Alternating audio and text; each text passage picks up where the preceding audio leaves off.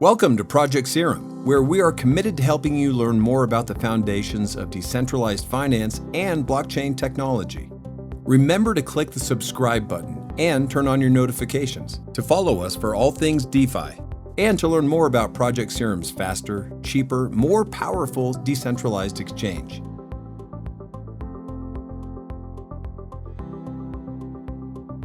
This video is the third in a series that will cover the topic, what is a central limit order book, or CLOB, and how does a CLOB work?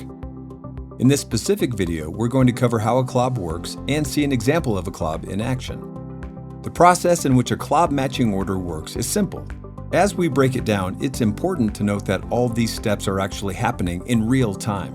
First, the makers of the market, also referred to as market makers, are required to submit their intent to transact, either buy or sell order, while specifying other information such as price and volume. Secondly, the exchange records all of the market maker's intent, or order, and organizes them in a database, or order book. Once organized based on priority, the CLOB exchange proceeds to publish the order book to all users. After that, another party on the receiving end takes the corresponding order. Here, the taker can either be a buyer or a seller depending on the order submitted, and will be required to accept related orders based on preset pricing and volume. It's as simple as that. Essentially, the order matching concept takes effect only when there is an overlap in the order book. Usually, this happens when multiple orders share precisely the same attributes, such as the same price and volume. When this happens, most CLOB exchanges step in and match these orders manually using the FIFO policy, as earlier mentioned. An instance where CLOB is employed can be related to a typical limit order book, which consists of a list of orders at different prices. Notably, you will most likely come across an order book if you trade stock, futures, options, or securities. Using the stock market as an example, if there is a sell order of 1138 to about 1250 in an exchange database, and on the other hand there's also a buy order between 1136 to about 1030, either of the following actions can take place.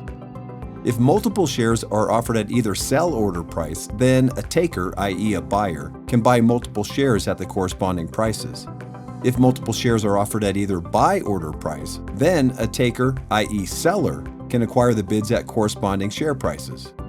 Orders are first ranked according to their price. Then, orders of the same price are ranked depending on when they were entered into the book.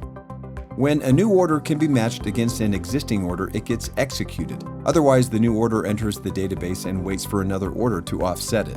For example, if you enter a limit order to buy at a price less than the lowest selling price, the order stays waiting until someone decides to sell at your price. Likewise, if you enter a limit order to sell at a price higher than what anyone wants to sell for, your order waits until someone is willing to sell at that price. Thanks for watching. In our next video, we'll take a look at other methodologies, other than CLOB, that exchanges may employ. We hope you join us to learn more.